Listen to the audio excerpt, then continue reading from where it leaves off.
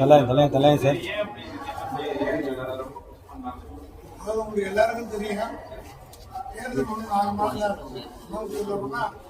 100 நாட்கள் தான் இருக்கு. பிஜேபி ஒரு தேர்தலுக்கு முன்னாடியும் மகாராஷ்டிராவில் என்ன பண்ணாங்க, பீகாரில் என்ன பண்ணாங்க, அதே போல கர்நாடகாவில் என்ன பண்ணாங்க, எல்லாருக்கும் இந்தியாவில் இருக்கிற அத்தனை அரசியல்வாதிகளும் தெரியும். அதேபோல தமிழ்நாட்டில் ஆட்சி மிக சிறப்பாக செயல்படுத்துவது அனைத்து தரப்பு மக்களுடைய ஆதரவு பெற்ற ஒரு ஆட்சியாக இருக்கிற காரணத்தினால் இதை தாங்கிக் கொள்ள முடியாமல் எதையாவது ஒரு திசை திருப்பலாமா என்ற எண்ணத்தின் அடிப்படையில் ஒன்றிய அரசு, இடி, சிபிஐ, எலெக்ஷன் கமிஷன் இது மூன்றையும் கையில் வைத்துக் கொண்டு எதையாவது செய்யலாம் என்ற முயற்சி. நான் திராவிட முன்னேற்ற கழகம் கடந்த 76 ஆண்டு காலத்தில் இதுபோல் பல சோதனைகளை சந்தித்து வெற்றி கண்ட இயக்கம் திமுக. ஆக இதுபோல் ஈடிகளோ அல்லது சிபிஐயோ எந்த என்கொயரி நடத்தாலும் எங்கள் மடியில் கிடவில்லை. ஆகவே எவனுக்கும் யாருக்கும் அவசியம் எடப்பாடி பழனிசாமி முதலமைச்சர் மடியில கடன் இல்லைன்னா நேர்மையான விசாரணை நடத்த உத்தரவிடலாமே அப்படின்லாம் கூட தான் சொல்றாங்க. மடியில கடன் இல்லாத நாங்க துணிச்சுல மத்திய சர்க்காரு எதிர்க்கிறோம். ஒரே ஒரு அவருடைய சம்பந்தி வீட்டுக்கு ரைடு போன உடனே நேரா போய் மர்மமான காரில் போய் காரில் வந்து சரண்டர் பண்ணிட்டு வந்து எடப்பாடி எந்த பத்தி கேட்கிறாரு நாடு அவர் பார்த்து என்ன எப்படி சொல்லுங்க. நாங்க துணிச்சலா இருக்கு, கூத்தன் மேலா இருக்கு. மோடி அரசை, ஒன்றிய அரசை மிக துணிச்சலோடு இன்றைக்கு இருக்கு. எங்க மடியில கணக்கு தான் நாங்க பயந்து தான் ஆகும்.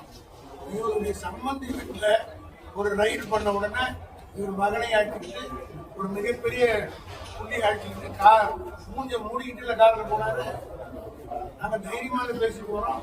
இதே மதுரையிலே நேற்றுக்கு வீர முழக்கம் மட்டும்தான் போயிருக்காரு எங்க தலைவர்.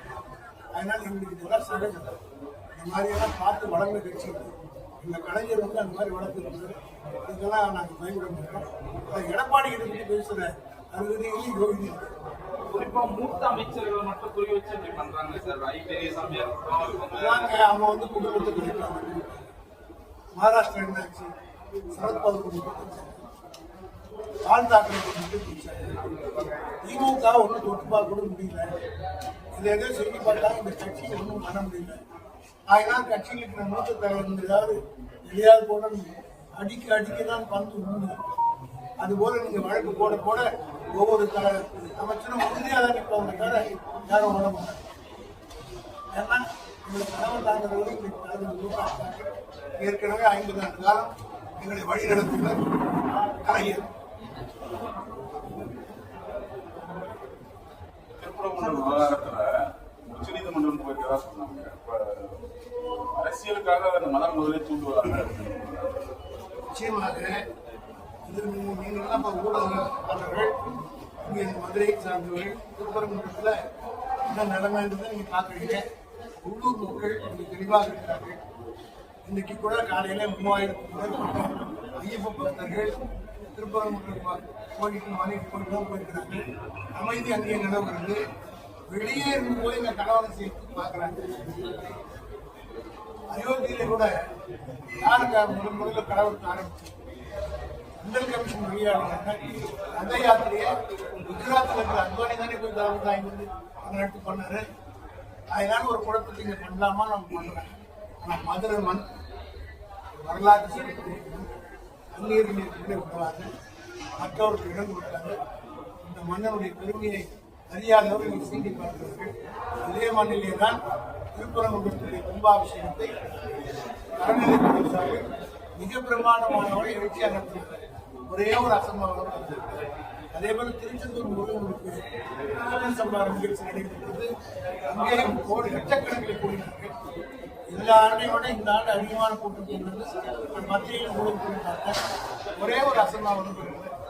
மக்களும் பக்தர்களும் நமக்கு முக ஸ்டாலின் குறிப்பா திமுகவுக்கும் காங்கிரஸும் ஒரு இணக்கம் இல்லாத சூழல் இருக்கிறதா ஒரு வகையா பேசப்படுது. இதெல்லாம் எப்படி பாக்குறீங்க? ஏன்னா இன்னைக்கு கூட இந்த திருச்சி வேலுசாமிங்கிறவர் போய் விஜயோட அப்பாவை மீட் பண்ணி இருக்கிறாரு. அவர் வந்து அந்த கட்சியிலே இல்லைன்னு சொல்லி அதனால கட்சி பேரமைச்சு அபிஷியலா சொல்லப்படுறது கேட்டாங்க. ஆனா அந்த கட்சியிலே இல்லாத சொல்லப்படுறதை சொல்லிட்டாரு, வேலுசாமிக்கு எங்களுக்கு சம்மந்தம் இல்லை அப்படின்னு சொல்லிட்டாரு. அதனால சம்மந்தம் தான் பேசுறதுலாம் ஆனா ராகுல் காந்திக்கு நெருக்கமா இருக்கிற பிரவீன் காந்தி வந்து நான் பேசியிருந்தேன் விஜயோட அவர் மீது ஃபோக்கஸ் பண்ணி சொல்லி போதான் கொடுத்துருச்சு. இதெல்லாம் ஒரு குழப்பத்தை உண்டு தமிழர்கள். அங்க வந்து குடும்பத்தையே பிரிப்பாங்க, அண்ணன் தம்பியை பிரிச்சாங்க. இப்படி தமிழ்நாட்டில் கூட அப்பாவின் குடும்பம் பிரிச்சிட்டாங்க. ராமதாஸ் பாட்டாளி கட்சி இந்த தூரம் இருக்கிறாரு, அதிமுக நாலாண்டு. எங்க திமுகவில் தான் மோடியாலையும் பண்ண முடியல, அமித்ஷாவையும் பண்ண முடியல. இவங்க கத்த எல்லாவற்றையும் முறியடித்து காட்டிய ஒரே பெருமை எங்கள் தலைவர் தந்தார். அமித்ஷா பேசும்போது தன்னுடைய அடுத்த இலக்கு ஒன்று வெஸ்ட் பெங்கால், இன்னொரு தமிழ்நாடு. இங்கதான் நாங்கள் வந்து ஆட்சி அமைப்போம், திமுகவை நாங்கள் வெளியெடுத்து போன பார்லிமெண்ட் எலெக்ஷன் முன்னாடியே சொன்னாங்க. மோடி 8 முறை வந்தார், அமித்ஷா 10 முறை வந்தார். 39 40 ஆச்சு, 39 30 ஆகினால சொல்ல சொல்ல எங்க ஆளுங்களுக்கு உற்சாகம் ஜாஸ்தியாகும். 159 எம்எல்ஏ நாங்கள் பேச பேச 200 இருக்காங்க. சார், இப்ப சமீபத்தில் நடத்தப்பட்ட கருத்து இப்போ வந்து தாவேகா தான் முன்னிலை வைக்கிற மாதிரி எல்லாருமே சொல்லியிருக்காங்க. அப்படி ஒன்றும் யாரும் எங்களை கடுமையாக விமர்சிக்கிற தினமலரே நாங்கள் தான் பெருமான இடத்துல அதிகமான இடத்துல. அதுவே 38 வந்து நெருக்கடியான ஒரு அப்போ அவங்க நெருக்கடிங்கிறது எங்களுக்கு சாதகமான இடம்.